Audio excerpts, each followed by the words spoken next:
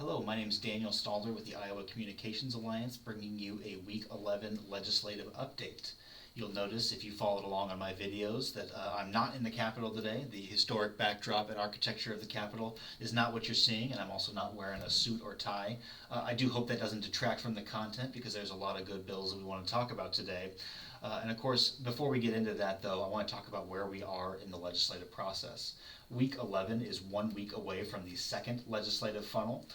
That takes place on April 4th.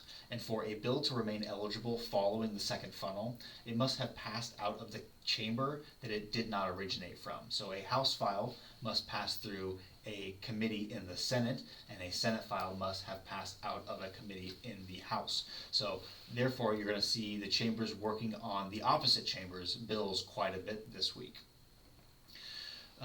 There are obviously many exceptions to the legislative funnels. Anything that's in Ways and Means, anything that's subject to an appropriations will not be subject to these funnels, and so we'll oftentimes talk about tax bills and appropriations bills this time of year. And then of course anything can be amended into a bill with just a little bit of legislative creativity. And so we'll oftentimes talk about bills that may technically be funneled, but are certainly still part of the conversation. And we'll try to clarify that as we go along. But just know that at any point in time you have a question about a specific bill or a specific subject, we can answer those questions via email, but it may not be sort of broad strokes descriptions. We may have to answer specific questions on that. Earlier this week, we worked on Senate Study Bill 1209. This is the Central Office Equipment Sales Tax Exemption Bill. You may remember, I believe it is House File 960 has already gone through committee in the House. This is the Senate companion, and it is working its way through the process in the Senate. So Senate Study Bill 1209 is a bill that the Iowa Communications Alliance is registered in support of. It passed out of Senate subcommittee earlier this week, and the bill strikes the word primarily from Iowa Code in regards to telecommunications equipment sales tax exemptions. The current language in Iowa law says that telecommunications equipment that is primarily used, central office equipment that is primarily used for telecommunications is not subject to sales tax. By striking that word primarily, what we're doing is broadening the sales tax exemption a little bit, but certainly modernizing it.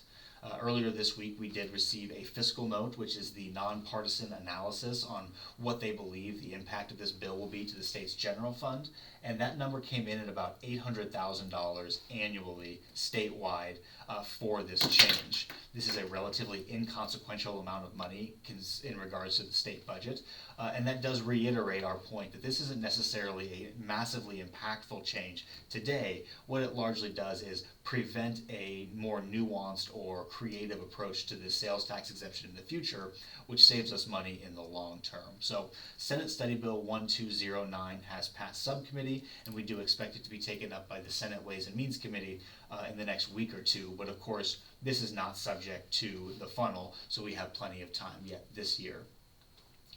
A bill that is subject to the funnel that we're following very closely is Senate File 578, and this is our Utility Cooperative Financial Disclosure Bill. What this bill would do is require any cooperative that provides utility service to provide their financials to any member that requests it, sort of at an ad hoc basis. This bill actually received an amendment earlier this week, or an amendment was filed to the bill this week, but has not been adopted yet. And this bill has been amended a couple times. The original bill we were actually registered in opposition to. This amendment, what it effectively does is narrow the impacts of the bill to cooperative utility companies that provide water service. Now obviously ICA and our members do not provide water utilities to our members, but we are organized under 498 and 499, and so this bill is an interesting evolution in that it was very impactful at the beginning. Each time it has been amended, it has gotten less and less impactful, and if this amendment were to be adopted, it would likely not be impactful at all. Now, what's interesting most about this bill, though, is the legislative process in regards to the legislative funnel. This bill is a Senate file working its way through the Senate. It has not been sent over to the House yet, and so in order for this bill to remain eligible following the second funnel, it will have to pass the Senate, it will have to receive a subcommittee in the House, and then be voted on in the committee in the House as well. Now, I would mention that this is not technically impossible to happen. That timeline is certainly not something that is unheard of, but at this point in time, it is looking increasingly likely that this bill will get funneled on April 4th because it is subject to that second funnel deadline. So while we're watching Senate File 578 very closely, it's not looking like we're going to be following it in a week or two. Now, a bill that is been funneled, though is certainly still active in the background, is House Study Bill 104, and this is our next generation 911 implementation legislation. This bill, as you remember, was funneled in the first legislative funnel, so the file number, House Study Bill 104, is not technically active any longer. However, this bill does have a little bit of energy. There is some momentum in the background, and so we're treating this bill as if it was alive and well, though we don't have a specific file number to sort of point you to. This bill was the subject of great consideration for the Iowa Communications Alliance. We've actually organized a NG 911 task force that's sort of hoping to bring us advocates for the ICA up to speed on the technical side of it.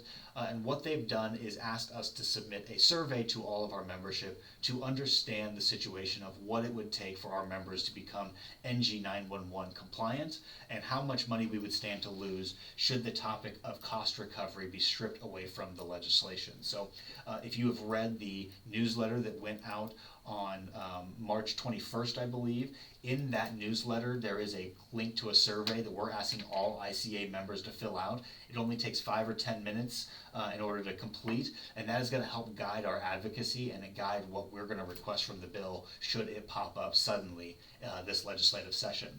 Regardless of what we do this session, we're likely going to be working on it for a few years to come, and so we're hoping to collect that information and get a better understanding of all the unique circumstances that we should account for in the legislative process. So while House Study Bill 104, again, is not an active bill number, there are conversations taking place behind closed doors that we're trying to interject ourselves into and be advocates on behalf of ICA membership, and your attention to that survey would be greatly appreciated. Now, obviously, there's a lot of bills going on in the background that I didn't mention. So the Week 11 bill tracker can be found in our Friday newsletter. And if tracking all of these nuances becomes a little bit tedious, I do hope you'll reach out, send me an email and ask a specific question.